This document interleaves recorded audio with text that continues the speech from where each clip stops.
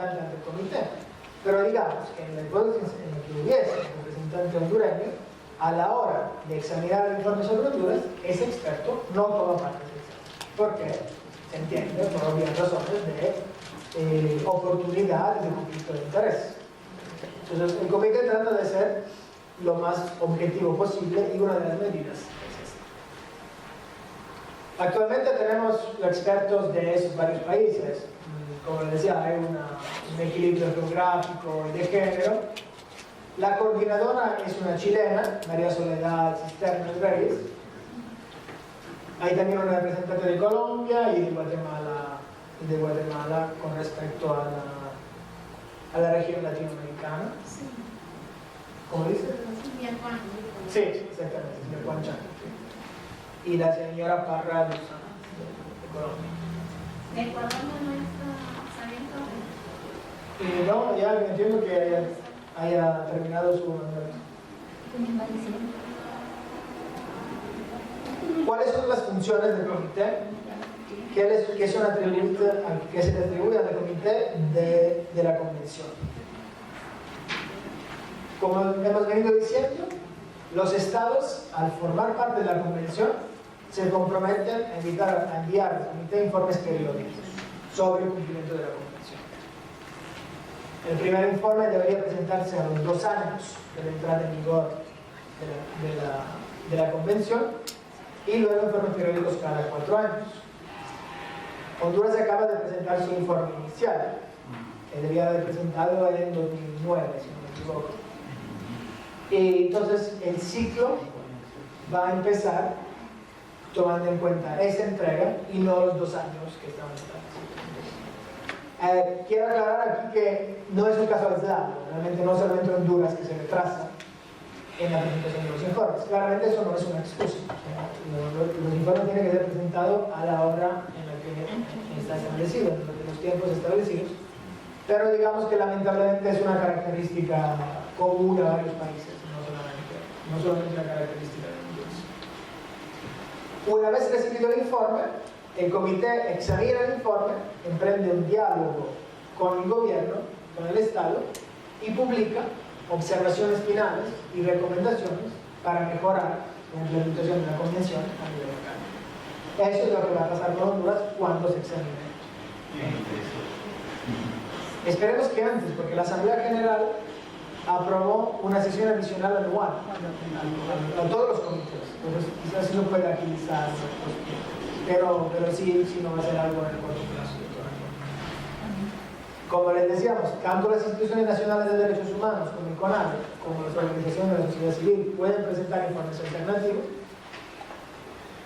El comité puede también celebrar jornadas de debate general sobre el tema de la convención y puede aclarar el contenido de los artículos de la convención con la publicación de observaciones generales. Los artículos de la convención, como ustedes pueden ver en el documento que hemos proporcionado, son muy breves, son muy cortos y tienen un lenguaje jurídico. Entonces no son de muy fácil comprensión.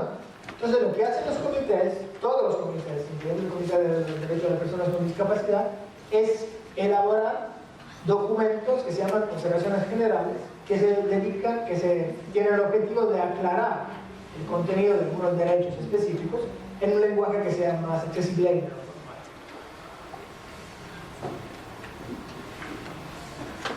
Eso que acabo de comentarles son las funciones que la convención otorga al comité. Pero el protocolo facultativo otorga al comité funciones adicionales, que son las que nos interesan. Como les comentaba, al ser Estado parte del protocolo facultativo, un país se compromete a reconocer la competencia del comité para recibir denuncias de personas particulares que afirmen que se han violado disposiciones de la convención. Quiero que presten atención a esto. Las denuncias tienen que ser denuncias de personas particulares. Las investigaciones, que veremos más adelante, pueden referirse a violaciones graves y sistemáticas que pueden referirse a grupos de personas y no solamente a personas. pero lo veremos más en detalle. Solo un detallito, personas particulares o grupos, o necesariamente personas particulares. Puede ser más de una persona. En caso de que haya una violación, que se refiere, por ejemplo, a dos personas, Por ejemplo, una sociedad de padres de familia. pues dependiendo. Si la asociación de padres de familia es la persona cuyo derecho ha sido violentado, sí.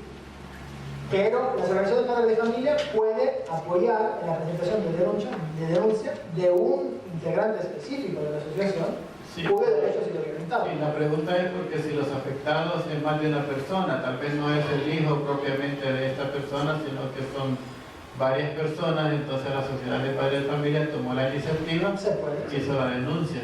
Ya vamos a verlo en los requisitos, pero sí.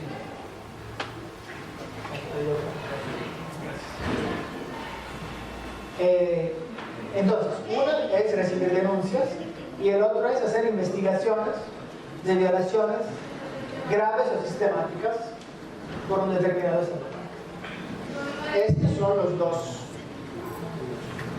las dos funciones principales que el protocolo consultativo otorga al comité. Como les decía, los estados pueden excluir el procedimiento de investigación haciendo una declaración al respecto. A la hora de ratificar, un estado puede decir: ratifico el protocolo facultativo, pero declaro que no reconozco la competencia del comité de realizar investigaciones. Pero repito, eso no es el caso de ellos. Entonces, se lo cuento yo. Pero tenemos que ser oportunistas y usar esta actitud que hay del estudio de las Honduras a favor nuestro, a favor de los colectivos y del sector. ¿Cuál es el procedimiento de presentación de denuncias? O procedimiento de presentación de comunicaciones, como se dice. Se dice que es un procedimiento cuasi judicial, en el sentido que es un proceso que va a llevar a una investigación y a la emisión de un dictamen por parte del comité, pero que no es una sentencia, como puede ser una sentencia de la Corte Interamericana. Es un dictamen. Y vamos a ver qué significa esto. ¿Qué significa eso? Significa que los expertos, los integrantes del comité son expertos independientes, pero no son jueces. El comité no es una Corte Internacional de Justicia, es un comité de expertos que, una vez comprobada la violación, emite un dictamen en el cual se indican al Estado medidas a implementarse para solventar la situación de violación.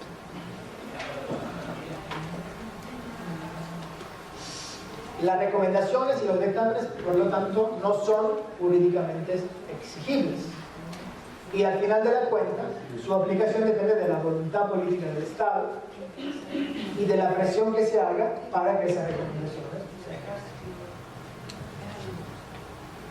Pero el comité no es la Corte Interamericana de Derechos Humanos. Ahora, lo que ustedes que tienen conocimiento del funcionamiento de la Corte, ahí sí estamos hablando de sentencia, ahí estamos hablando de obligación de respetar. Aquí el comité no cuenta con la misma fuerza que puede contar la Corte Interamericana de Derechos Humanos.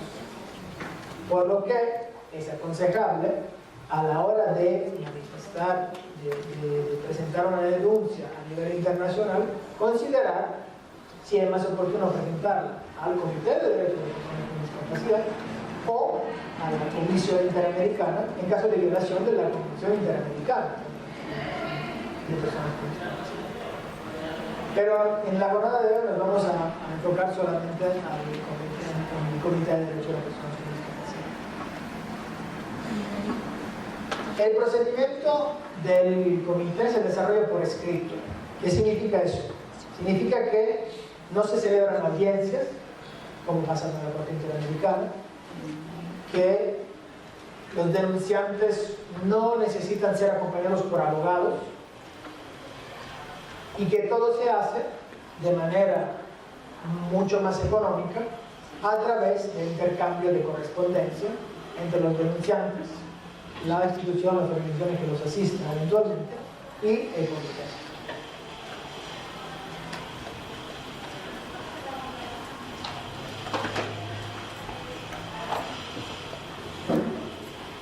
¿Cuál es el procedimiento general para enviar una comunicación, una denuncia al comité.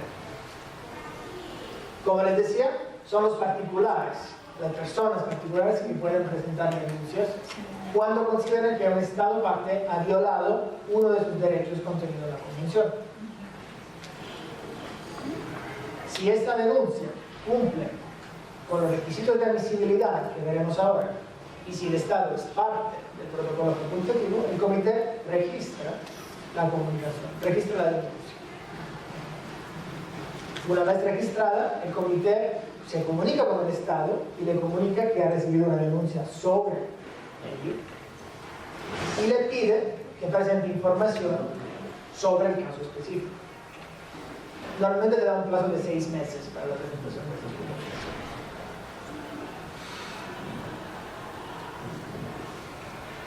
El comité entonces cuenta con la información recibida por el denunciante y por el Estado.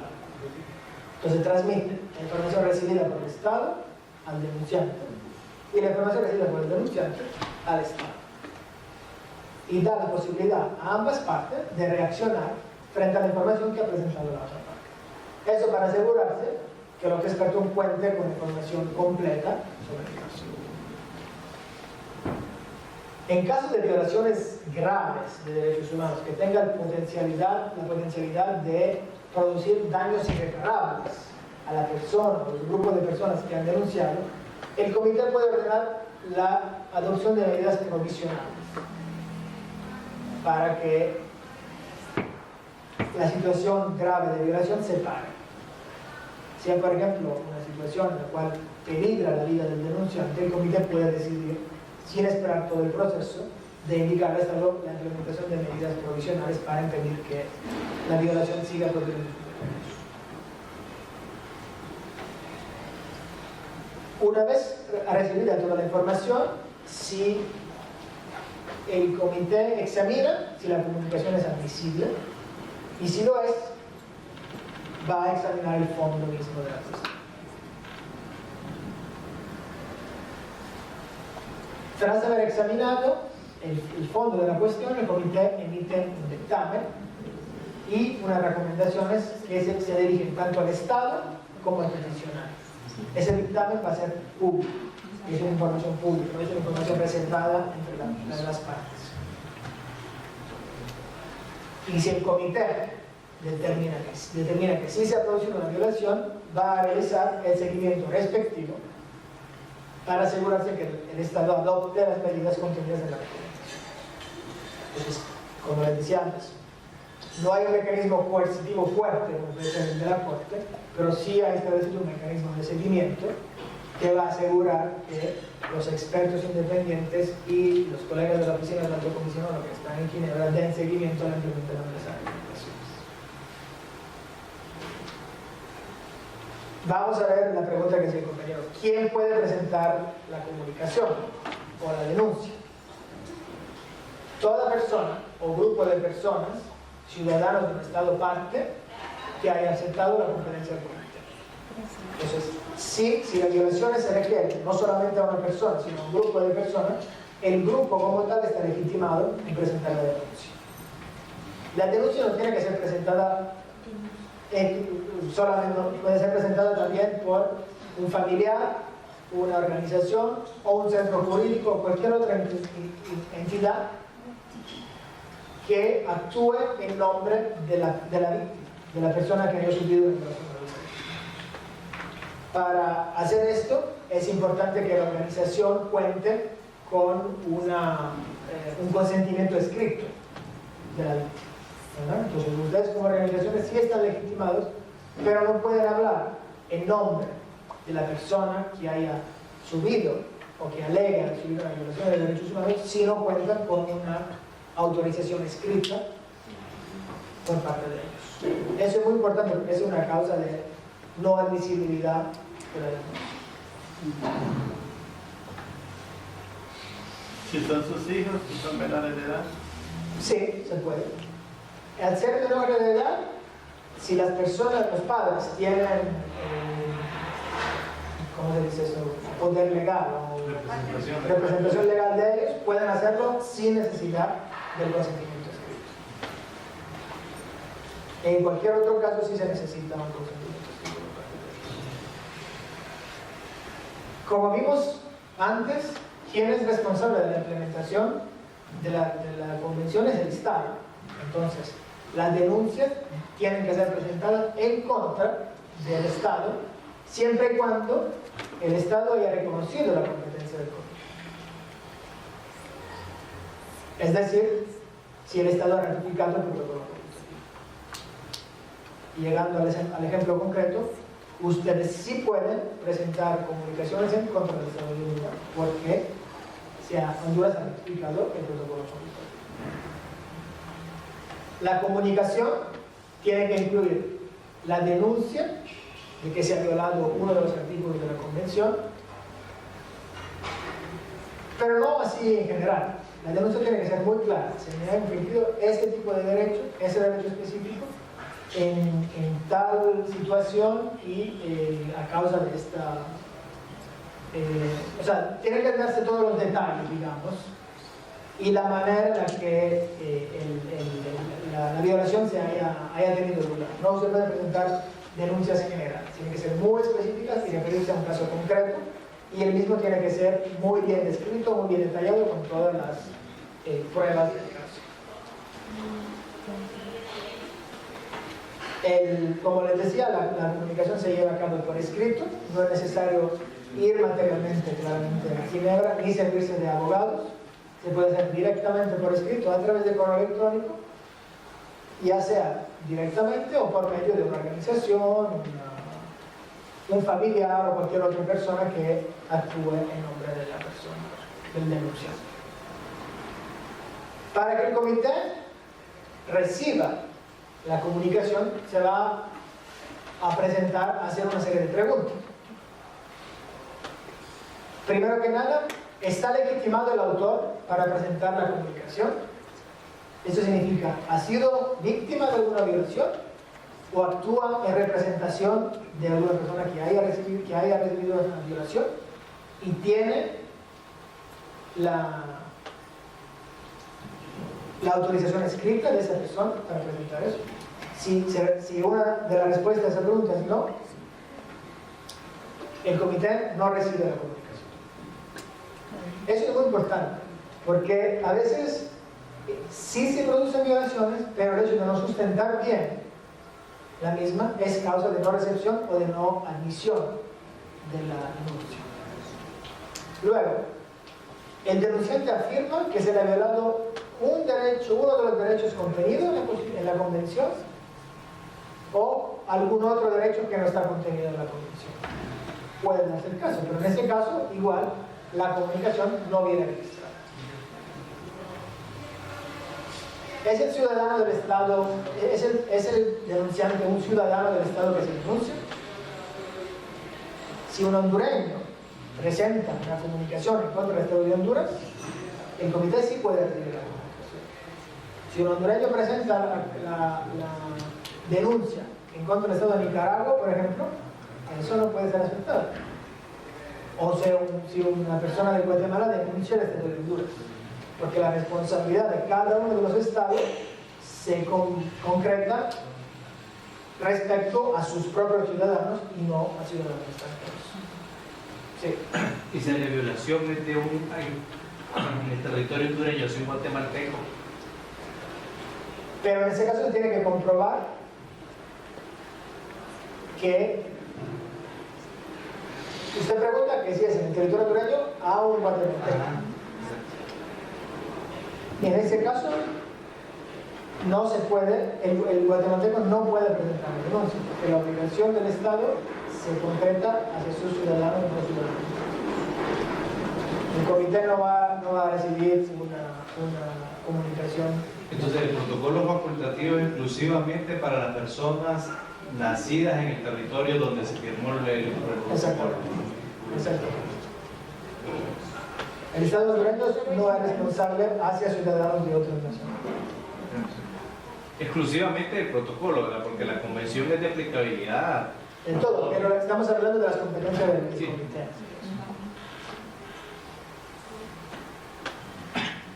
Entonces es necesario, como decíamos, que el Estado haya ratificado el protocolo y que haya reconocido la competencia para recibir las comunicaciones.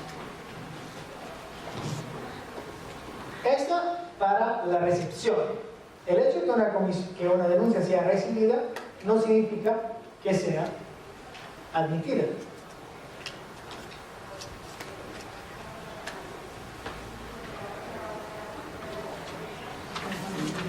Se da un paso más allá.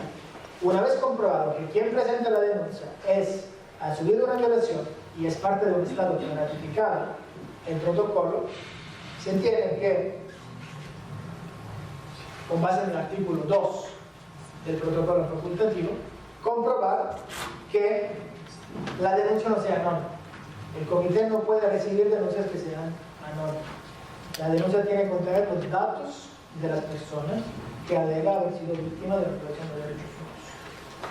En algunos casos, la identidad del denunciante puede mantenerse reservada en caso de que peligra su seguridad, pero a la hora de denunciar la denuncia no puede ser anónima. Tiene que presentar los datos completos del denunciante. Si la denuncia está siendo examinada, por ejemplo, por la Comisión Interamericana de Derechos Humanos o en otras regiones por los instrumentos regionales de derechos humanos, el comité no admite la comunicación. Entonces, a la hora de estratégicamente decidir a quién presentar, es el denunciante que tiene que decidir si irse por el sistema regional, en ese caso la Corte Interamericana, o el sistema universal, o sea, el Comité de la Persona Física. Si la cuestión está siendo examinada por la una, no puede ser examinada por la otra y viceversa. Normalmente, a pesar de que los tiempos son largos en ambos casos, se prefiere irse a los mecanismos regionales. ¿Por qué? Como les comentaba antes, la Corte Interamericana sí tiene sí emite sentencias y no recomendaciones, que son de obligatorio cumplimiento. Entonces tiene un poder más fuerte el sistema regional, el sistema interamericano, que el sistema universal. Lo que hablamos antes, si no se han agotado los recursos internos, el comité no admite la cuestión. Entonces, antes de presentar una denuncia, el denunciante o la organización que lo apoya en la denuncia tiene que asegurarse y comprobar que se han agotado todos los recursos internos. Si este no es el caso, el comité no va a emitir la recomendación. La denuncia tiene que tener todos los detalles y toda la información necesaria para ser sustanciada. En caso contrario, otra vez, no se admite la comunicación. Y la última característica se refiere a los tiempos de la violación. Si la denuncia no ha tenido lugar después de la entrada en vigor del protocolo facultativo, el comité no puede pronunciarse. ¿Qué significa? Que si el protocolo facultativo ha entrado en vigor en Honduras en 2007, el comité puede recibir denuncias a partir de 2007. Si se quiere denunciar una violación de 2006, por ejemplo, no se puede denunciar ante el comité, porque en aquel entonces el Estado no era parte del protocolo facultativo. Ese es un punto clave, por eso vamos a hacer un poco más de énfasis sobre el agotamiento de los recursos internos. Es un criterio fundamental, realmente es el criterio base. Y eso por la razón que les explicaba antes. No se quiere el sistema universal sustituir a los sistemas nacionales, sino quiere complementarlos y asegurar el restablecimiento del derecho violado para las personas. Pero ¿perdón? No le capté la idea de esa última parte, perdón. Otra vez. Que el agotamiento de los recursos internos es un criterio fundamental del recurso jurídico interno, porque el sistema universal y el comité no se quieren sustituir al mecanismo jurídico nacional, sino que lo quieren complementar. Pero ese criterio se puede excluir en dos casos. Cuando la tramitación de recursos se prolonga injustificadamente y cuando sea improbable que con el recurso nacional se logre una reparación efectiva. Esto va en el sentido de las observaciones que decían antes. Si un recurso se prolonga de manera injustificada, se puede recurrir al comité antes de agotar los recursos nacionales. Pero es muy difícil comprobar que ese retraso sea injustificado. Si en Honduras, ya que estamos hablando de Honduras, los procesos legales duran 10 años y la denuncia de las personas con discapacidad está llevando 10 años, no se puede alegar que haya una prolongación injustificada. Es una prolongación ineficiente, claramente, pero es una prolongación sistemática del sistema, ¿no? Pero si los tiempos de la justicia son de 5 años y la denuncia se está llevando 10, 15 años, ahí sí se puede alegar una prolongación injustificada del proceso. Entonces, en ese caso, el comité sí puede recibir comunicación independientemente que se haya acordado el recurso. La otra característica es que se pueden evitar el agotamiento de los recursos internos si es improbable que con los recursos internos se llegue a una solución positiva.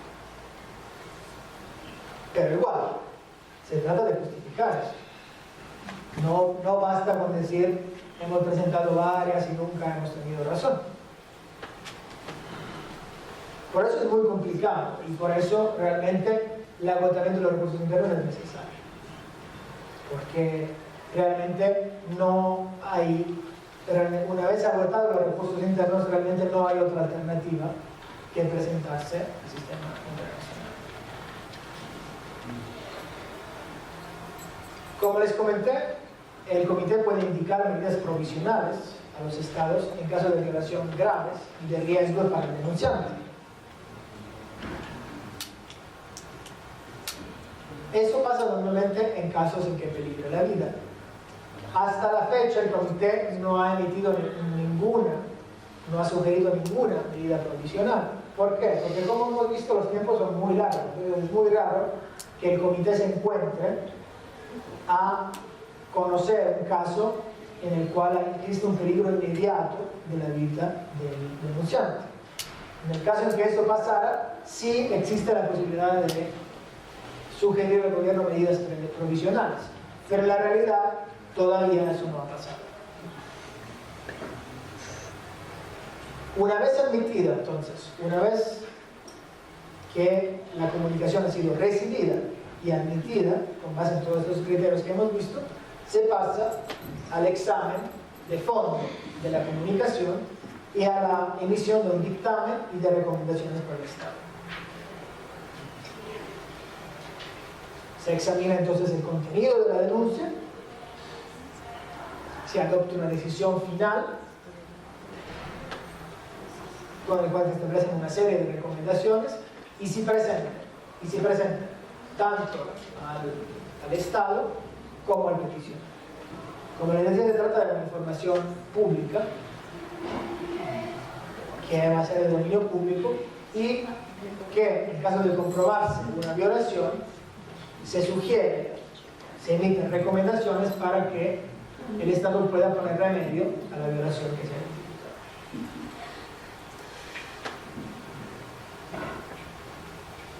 En la práctica, eso otra vez no ha pasado. En el sentido de que el comité se encuentra examinando algunas comunicaciones que ha recibido, pero a partir de su entrada en vigor, de momento el comité no ha emitido todavía dictamen después de comprobar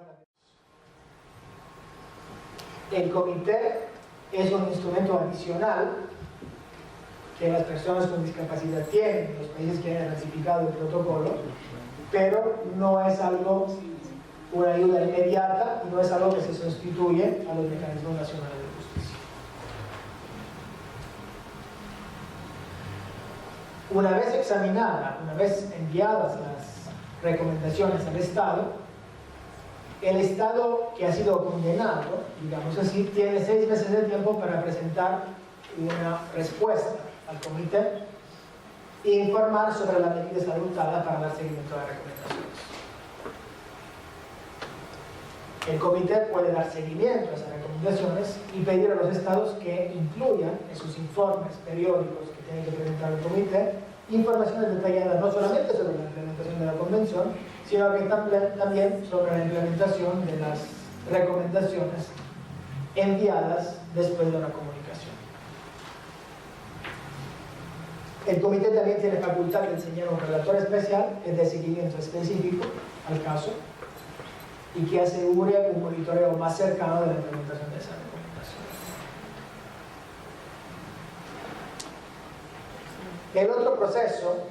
El otro procedimiento por el cual el comité está facultado es el procedimiento de investigación. Mientras el procedimiento de comunicación se refiere a denuncias individuales presentadas, el procedimiento de investigación se refiere a la investigación autónoma que el comité puede hacer sin recibir denuncia en caso de que cuente con información fidedigna de violaciones graves y sistemáticas de la Convención por parte del Estado parte.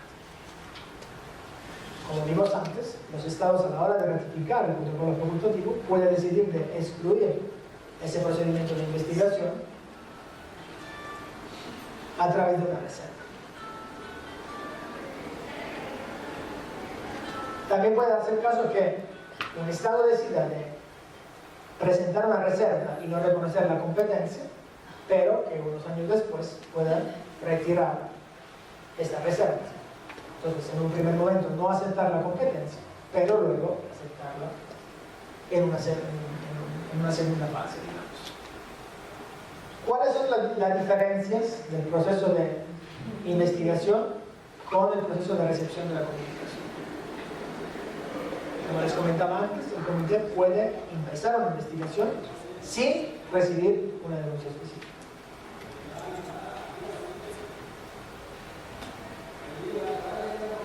Mientras la denuncia se admite por cualquier tipo de violación denunciada por cualquier persona, el procedimiento de investigación se admite solamente en casos de violaciones graves o sistemáticas.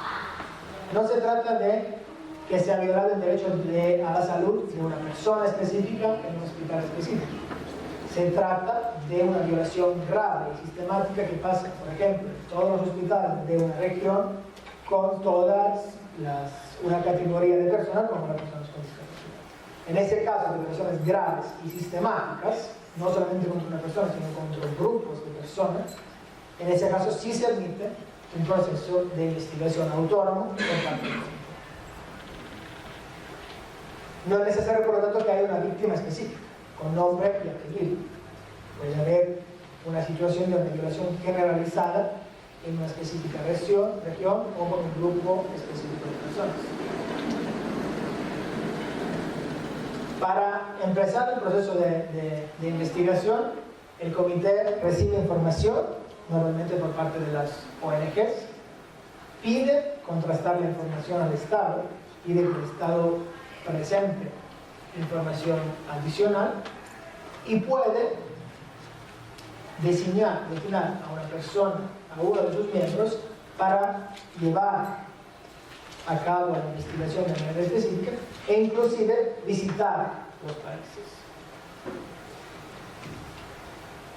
Mientras que el procedimiento de denuncia se hace por escrito y a distancia, en el procedimiento de investigación, los integrantes del comité sí están facultados para visitar los países y realizar investigaciones en el campo. Al final de la investigación, el comité presenta un informe y lo remite al Estado, esta vez de manera confidencial. Mientras que en caso de las denuncias, el dictamen es público. En ese caso, tratándose de violaciones graves y sistemáticas, la información se remite de manera confidencial al Estado. De igual manera, el Estado tiene 6 meses para reaccionar frente a las observaciones del comité. La convención no establece si se puede o no se puede publicar. Entonces, la cuestión es abierta. Pero sí es cierto que mientras, con el tema de la denuncia, sí se prescribe que el dictamen sea público, en el caso de la investigación eso no se hace. Por eso se entiende que es un objeto de una revisión confidencial del Estado y no de la publicación. De igual manera, como parte del seguimiento, el comité puede pedir al Estado que informe sobre las medidas adoptadas en razón o en consecuencia de la investigación en sus informes periódicos que tiene que presentar al comité. El comité presenta un informe anual ante el Consejo de Derechos Humanos en el cual incluye un resumen de todos los procesos de investigación en curso o concluidos. Pero entonces, ahora que les he mareado con toda esa información, al final de la cuenta, ¿cuáles son los beneficios que tenemos? Que la existencia de un protocolo facultativo ratificado por Honduras nos da. El protocolo puede servir de alguna manera para fortalecer los mecanismos nacionales de protección. El hecho de que el Estado sepa que en caso de no poder resolver en los tribunales nacionales los casos de violaciones, existe un recurso internacional adicional a los cuales las víctimas pueden recurrir. Y entonces puede funcionar como un incentivo para que sí se resuelvan los casos en los tribunales nacionales.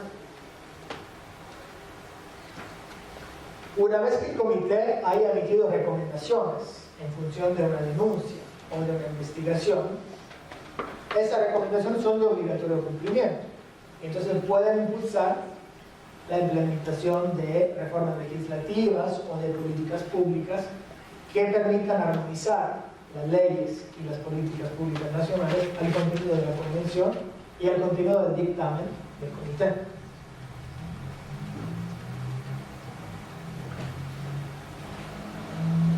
Una vez que hay un dictamen por parte del comité, a pesar de no ser una sentencia, ese dictamen puede servir para orientar a los tribunales nacionales en decisiones futuras. ¿Qué significa esto? Que si una denuncia específica presentada por una persona que se haya visto violentado su derecho no viene resuelta por los tribunales nacionales, pasa al comité y viene resuelta por el comité, los tribunales nacionales tienen un patrón a seguir para las nuevas denuncias que viertan sobre el mismo principio, sobre la misma violación. Entonces, no va a ser necesario volver a pasar por el proceso, porque los tribunales ya cuentan con unas directrices sobre cómo orientar su propia decisión para decisiones sobre casos que sean parecidos o iguales a lo que ya hayan sido objeto de decisión del comité.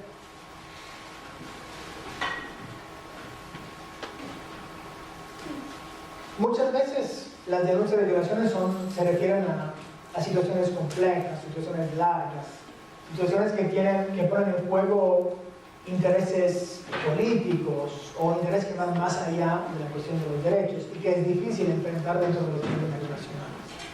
Entonces, la oportunidad de recurrir al protocolo facultativo significa tener la posibilidad del servicio de expertos internacionales que puedan venir y contribuir a solucionar un problema sin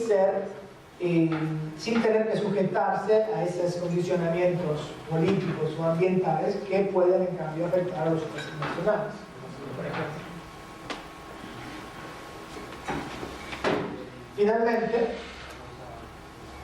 lo de las medidas provisionales, que les decía, aunque no se haya dado el caso hasta ahora, sí es posible que lo que hablamos antes, si hay una situación que no se ha pedido resolver, que es una situación que pone en riesgo la vida del denunciante, que el comité pueda ordenar medidas provisionales que el Estado sí tiene que cumplir. Entonces puede contribuir el comité a dar una solución por lo menos temporal, a determinar que la violación se pare, aunque sea momentáneamente, mientras se resuelve el fondo de la cuestión. Como les decía, eso no es muy típico y muy común, pero sí existe la posibilidad. Finalmente, el procedimiento de denuncia es relativamente fácil de utilizar. ¿Por qué? Porque no hay plazo para la presentación de la denuncia y no se requiere contar con un abogado. En cambio, los procedimientos de la Corte Interamericana, de la Comisión, por ejemplo, sí van a necesitar un respaldo legal y sí cuentan con plazos específicos a cumplir, ¿no? Entonces, ese es otro elemento que puede servir para decidir si estratégicamente presentar una denuncia al sistema universal o al sistema interamericano. Pero la idea es que el proceso de denuncia fuera lo más sencillo posible, lo menos costoso posible para las organizaciones y para las personas, y por eso todo se hace por escrito, por correo electrónico, sin necesidad de viajar, de contar con un abogado, y sin contar con tiempos estrictos para cumplir o no cumplir, para que la comunicación sea admitida.